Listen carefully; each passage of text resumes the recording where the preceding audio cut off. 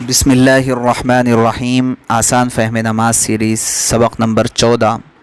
تفسیری نکات سورہ قریش۔ لإيلاف قريش إيلافهم رحلة الشتاء والصيف فليعبدوا رب هذا البيت الذي أطعمهم من جوع وآمنهم من خوف۔ اس صورت میں اللہ تعالی نے قبیلہ قریش کو یاد دلایا ہے کہ ان کو سارے عرب میں جو عزت حاصل ہے اور جس کی وجہ سے وہ ہر حال میں خواہ سردی کا زمانہ ہو یا گرمی کا زمانہ ہو آسانی کے ساتھ سفر کر لیا کرتے تھے۔ سردی کے زمانے میں یمن کی جانب اور گرمی میں ملک شام کی جانب پوری آزادی کے ساتھ تجارتی سفر یہ آسانی کے ساتھ کر سکتے تھے۔ حالانکہ اس زمانے کے اندر سفر بہت دشوار ترین چیز تھی، ڈاکہ زنی کا بڑا سخت اندیشہ ہوا کرتا تھا، پورا مارے تجارت ڈاکو لوٹ لیا کرتے تھے۔ لیکن قریش کے لیے اللہ نے تجارتی سفر کو بہت آسان بنا دیا۔ وہ سردی میں ملک یمن اور گرمی میں ملک شام کا آزادی کے ساتھ سفر کیا کرتے تھے۔ یہ سب کچھ دراصل اس بیت اللہ کی برکت تھی جس کے پڑوسی اور خادم ہونے کی وجہ سے سارے لوگ قریش کا احترام کیا کرتے تھے۔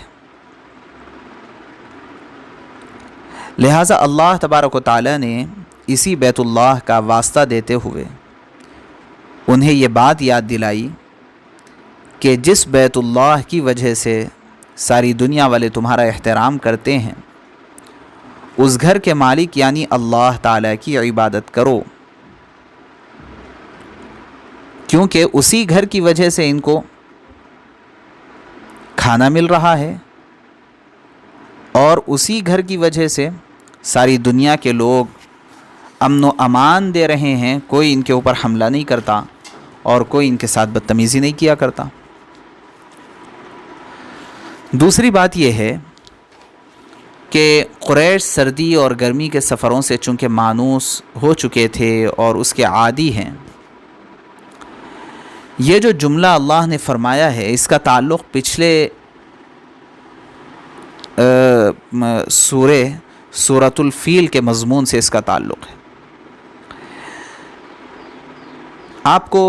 سورت شروع ہوتے وقت بھی آپ کو یوں لگا ہوگا کہ ایسا لگ رہا ہے کہ درمیان سے کوئی بات بیان کی جا رہی ہے، کیونکہ چونکہ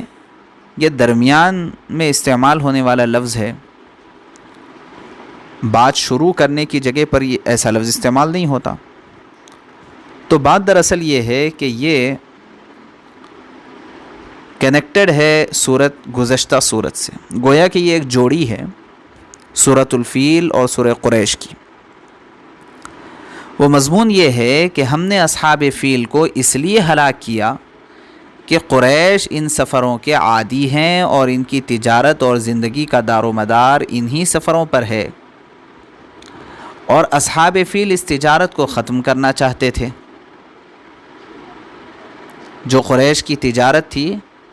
وہ تجارت کو ختم کرنا چاہتے تھے اور یہ چاہتے تھے کہ لوگ بجائے بیت اللہ کے جب یمن کو اس چرچ کو آنے لگیں گے جو چرچ ابرہہ نے تعمیر کیا ہے اور ساری دنیا سے لوگ وہاں آئیں گے تو یمن کی تجارت عروج پہ چلی جائے گی اور مکہ مکرمہ کی تجارت ختم ہو جائے گی۔ تو اسی ارادے سے کہ یہاں کی تجارت کو ختم کریں، وہاں کی تجارت کو پروموٹ کریں، اسی ارادے سے وہاں چرچ بنایا گیا اور یہاں بیت اللہ پر حملہ کرنے کے ارادے سے یہ لشکر چلا تھا۔ اور اسی تجارت کے بقا اور اپنے گھر کے بقا کے لیے اللہ نے ان دشمنوں کو عبرتناک سزا دے کر قریش کی عظمت لوگوں کے دلوں میں اور بڑھا دی اور ساری دنیا کے لوگ یہ سمجھنے لگے کہ قریش یہ اس قدر قابل احترام اور قابل عظمت لوگ ہیں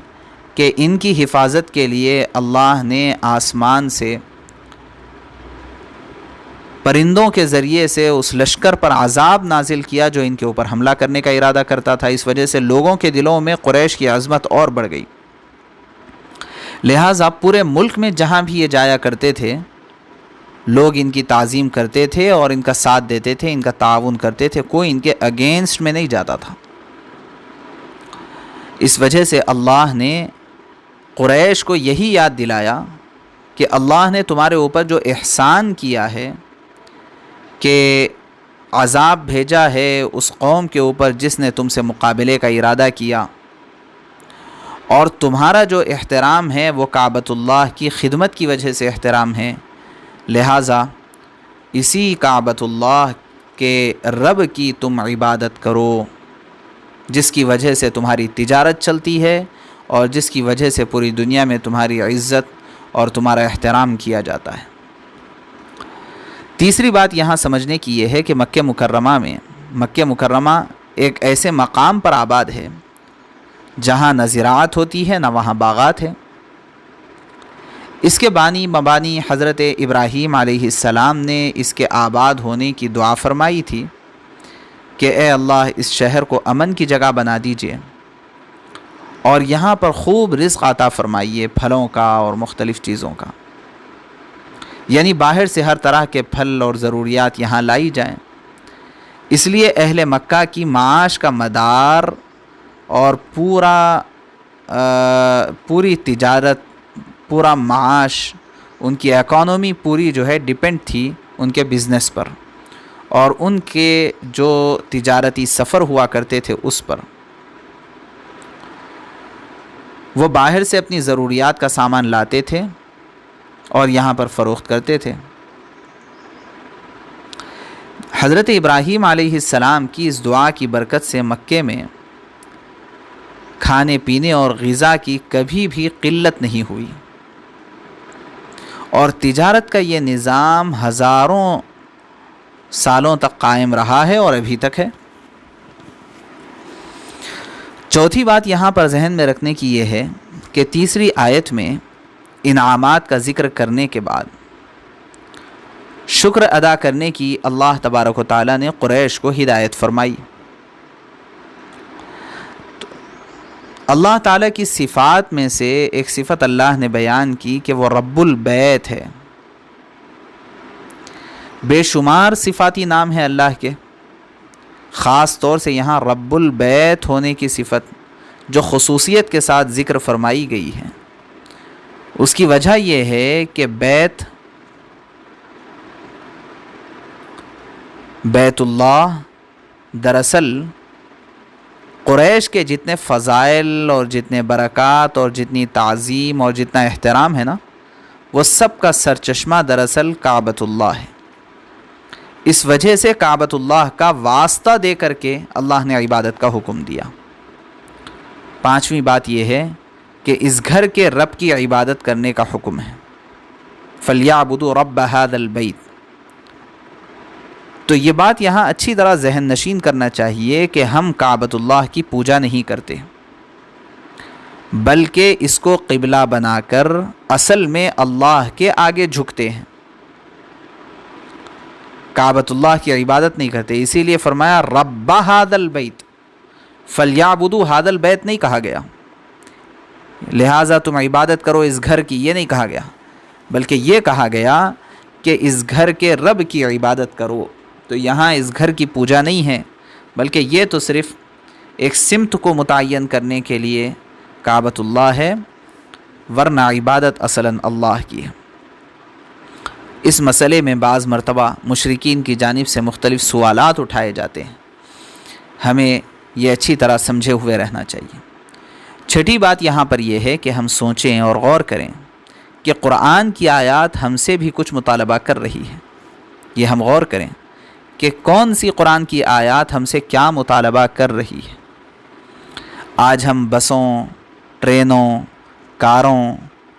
اور پلینس کے ذریعے سے بہت آسانی کے ساتھ سفر کیا کرتے ہیں، ہمیں نہ کوئی خطرہ ہے، نہ کوئی لوٹتا ہے، راستوں کی سہولت اور ترقیاتی نظام، صاف ستھرے روڈ اور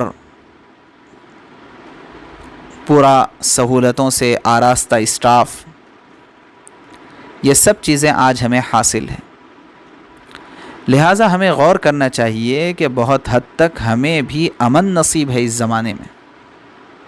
اللہ نے مامون رکھا ہے، بے خوف و خطر رکھا ہے، لمبے لمبے سفر کر لیتے ہیں لیکن کسی قسم کا کوئی خوف کسی کو نہیں ہے۔ آئیے اللہ تعالیٰ کی عبادت اور شکر کی توفیق ہم مانگیں، خاص طور پر جن لوگوں کو دینی وجوہات سے زندگی میں سہولتیں حاصل ہے، ان کو عبادت اور شکر گزاری اوروں سے زیادہ کرنی چاہیے۔ قریش جتنی نعمتیں کھاتے اور استعمال کرتے تھے، آج اس سے زیادہ نعمتیں ہمارے اوپر اللہ تبارک و تعالیٰ نے کر رکھی ہے۔ اس پر ہمیں غور کرنا چاہیے اور یہ غور کر کے ہمیں عبادت گزار بندہ بننا چاہیے۔ ساتویں بات یہاں یہ ذہن نشین کریں کہ حضرت ابن کثیر رحمۃ اللہ علیہ نے فرمایا، جو شخص اس آخری آیت کے مطابق اللہ تعالیٰ کی عبادت کرے تو اللہ تعالیٰ اس کے لیے دنیا میں بھی بے خوف رہنے کا سامان فرما دیتے ہیں، اور آخرت میں بھی جو اس سے منہ موڑے، اس سے دنیا و آخرت کا امن چھین لیتے ہیں، جیسا کہ قوم سبا کے ساتھ اللہ تبارک و تعالیٰ نے کیا ہے۔ ٹھیک، یعنی جو اللہ تبارک و تعالیٰ کی عبادت کا اہتمام کرے، حالات خواہ کیسے بھی رہیں، اللہ اس کو بے خوف رہنے کا سامان عطا کرتے ہیں کہ طبیعت مرعوب نہیں رہتی۔ اور جو عبادات سے منہ موڑے گا، اس سے امن چھین لیا جاتا ہے۔ یہ بہت بڑا عذاب ہے، امن کا چھین لیا جانا بہت بڑا عذاب ہے۔ اگر امن ہی نہ ہو تو ساری نعمتیں بیکار ہو جائے گی۔ آپ کے پاس بہت بڑا بنگلہ ہے، بڑی کوٹھری ہے، بڑی بڑی گاڑیاں آپ کے دروازے کے اوپر کھڑی ہوئی ہیں، کروڑوں روپیہ آپ کے پاس موجود ہے، بینک بیلنس ہے، سب کچھ ہے، لیکن گھر میں آپ کو ہیبت لگی ہوئی ہے کہ کب کون میرے اوپر حملہ کرنے والا ہے، تو یہ ہیبت کے اندر ساری نعمتیں ویسٹ ہو جائے گی۔ اور کوئی بندہ ایسا ہے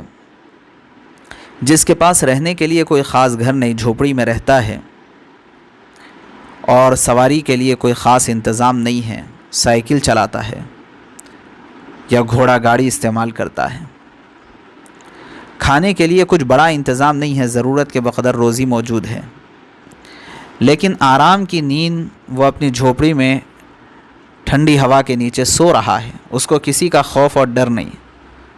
تو یہ شخص اس کوٹھری میں رہنے والے سے بہتر ہے جو کوٹھری میں پریشان ہے اور جھوپڑی میں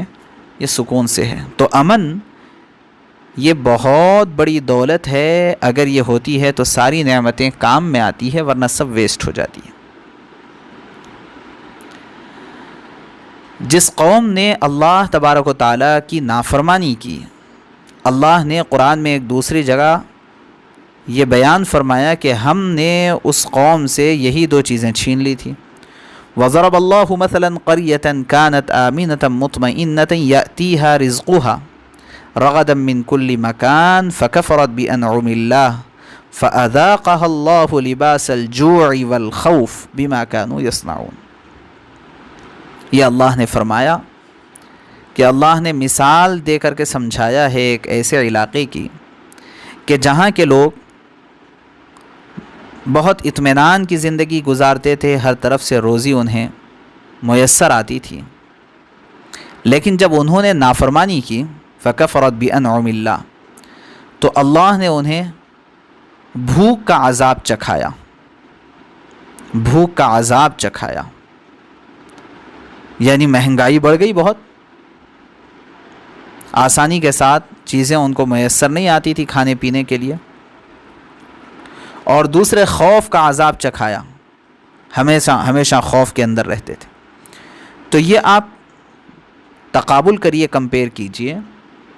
کہ جس قوم نے، جو قوم اللہ کی فرما برداری کرتی ہے اللہ انہیں